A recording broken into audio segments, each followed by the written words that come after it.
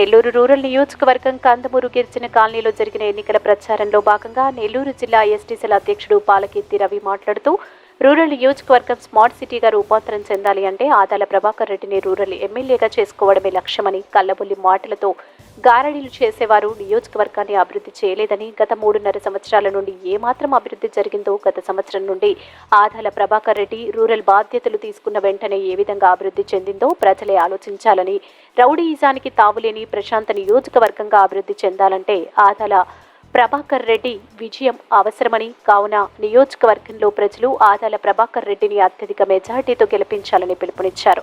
ఈ కార్యక్రమంలో శ్రీనివాసరెడ్డి, స్వర్ణ జీవన్ ప్రసాద్, కామాక్షమ్మ, రోజారాణి, ఉషారాణి, ఉషా, ధనలక్ష్మి తదితరులు పాల్గొన్నారు. ఈరోజు కందమూరు పంచాయతీలో ఎన్నికల ప్రచార భాగంగా నెల్లూరు రూరల్ అభ్యర్థి ఆదాల ప్రభాకర్ రెడ్డి గారిని గెలిపించుకోవాలని, అలాగే నెల్లూరు పార్లమెంట్ అభ్యర్థి వేణంబాక విజయరెడ్డి గారిని విజయసాయిరెడ్డి గారిని గెలిపించుకోవాలని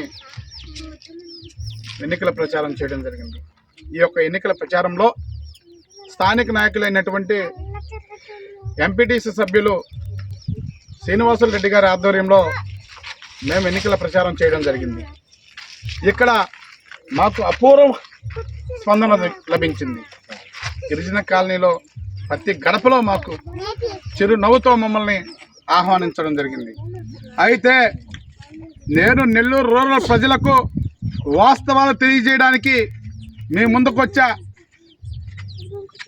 గతంలో కోటంరెడ్డి సీతారెడ్డి గారు 2014లో వైఎస్ఆర్ కాంగ్రెస్ పార్టీ అభ్యర్థిగా ఫ్యాను గుర్తు మీద గెలిచినప్పుడు అప్పుడు అభివృద్ధి చేయలేదన్నా, మాకే సంక్షేమం లభించలేదన్నా అని నెల్లూరు రూరల్ ప్రజలు అడిగితే, అమ్మా నేను అధికార పార్టీలో లేను, నెల్లూరు రూరల్ అన్నా నేనన్నా చంద్రబాబు నాయుడు కక్ష కట్టి మిగతా వాళ్ళకి అరవకూర ఇస్తున్నారు కానీ మనకి ఇవ్వట్లేదమ్మా అని చెప్పడం జరిగింది.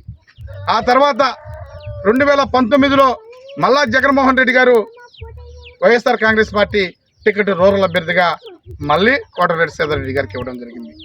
ఇచ్చిన తర్వాత మళ్ళా ఎమ్మెల్యేగా గెలిచారు. ఎమ్మెల్యేగా గెలిచిన తర్వాత ఆయన 3 సంవత్సరాల 8 నెలలు అధికారాన్ని అనుభవించి ఏ ఒక్క రూరల్ ప్రజలు గడప కూడా తొక్కిన పాపాన పోలేదని చెప్తున్నా. మరి ఆ రోజేమో అధికారం లేదన్నావు, ఈ రోజేమో అధికారం ఉన్నా నువ్వు ప్రజలకి సీమంత మేలైన కూడా ఎందుకు చేయలేని చెప్పి నేను అడుగుతున్నా. మరి ఆ రోజు ప్రజలను మోసం చేసినట్టే ఈ రోజు అధికారంలో ఉండి కూడా నువ్వు ప్రజల్ని మోసం చేసేవా లేదని నేను అడుగుతున్నా. మరి ఈరోజు నువ్వు తెలుగుదేశం పార్టీ అభ్యర్థిగా మళ్ళా ఇదే రూరల్ నియోజకవర్గానికి వస్తున్నావు. నేను ఖచ్చితంగా చెప్తున్నా శ్రీధరన్న, రూరల్ నియోజకవర్గంలో నువ్వు ఎక్కడ తిరిగినా నీకు చేదు అనుభవమే ఎదురవుతుంది. ప్రజలందరూ కూడా పెద్దల ఆదాల ప్రభాకర్ రెడ్డి గారికి పట్టం కట్టడానికి సిద్ధమైపోయారు. మరి ప్రజలు కొంచెమైనా ఆలోచన శక్తి ఉంది. గతంలాగా ఇప్పుడు ప్రజలు లేరు. ఎందుకంటే నువ్వు 2 దఫాలుగా ఎమ్మెల్యేగా ఏ ఒక్క పని చేసిందిలే. కానీ పెద్దల ఆదాల ప్రభాకర్ రెడ్డి గారు 9 నెలల క్రితం నెల్లూరు రూరల్ నియోజకవర్గ ఇన్ఛార్జిగా వస్తే 150 కోట్ల రూపాయల అభివృద్ధి జరిగిందా లేదా? అక్కలో జరిగిందా లేదమ్మా? మన కాలనీలన్నీ బాగుపడ్డాయా లేవా? జగన్మోహన్ రెడ్డి గారి పుణ్యాన ఇక్కడ ఉన్నటువంటి ఇల్లులని కూడా మన సేనన్న గారి ద్వారా మనకి ఇందిరమ్మ ఇల్లులు వచ్చినాయి రాలేదా? రాజన్న ఇల్లులు, జగనన్న కాలనీలో. మరి ఈరోజు చెప్తున్నారు, ఏ కొసకు పోయినా ఏ గడపకు పోయినా జగనన్న మాకు మేలు చేశారు, జగనన్న ఇచ్చిన పథకాలు మాకు వచ్చినాయి, జగనన్న అమ్మఒడి వచ్చింది, జగనన్న ఆసరా వచ్చింది, జగనన్న చేయూత వచ్చింది, జగనన్న పింఛన్ వచ్చింది అని ఇన్ని పథకాలు చెప్తున్నారు. రైతు భరోసా వచ్చిందని చెప్తున్నారు.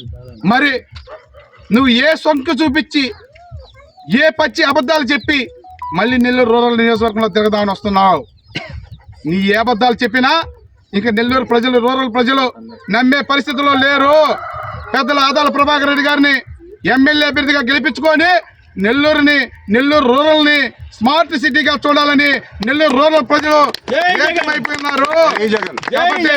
మేము ఒకటే తెలియజేస్తున్నాం, ఇక నీ మాయ మాటలు, నీ యొక్క అబద్ధాల మాటలు, నీ కల్లబొల్లి మాటలు అల్లావుద్దీన్ అద్భుత దీపాలని నువ్వు సృష్టించినా నమ్మే పరిస్థితి లేదు.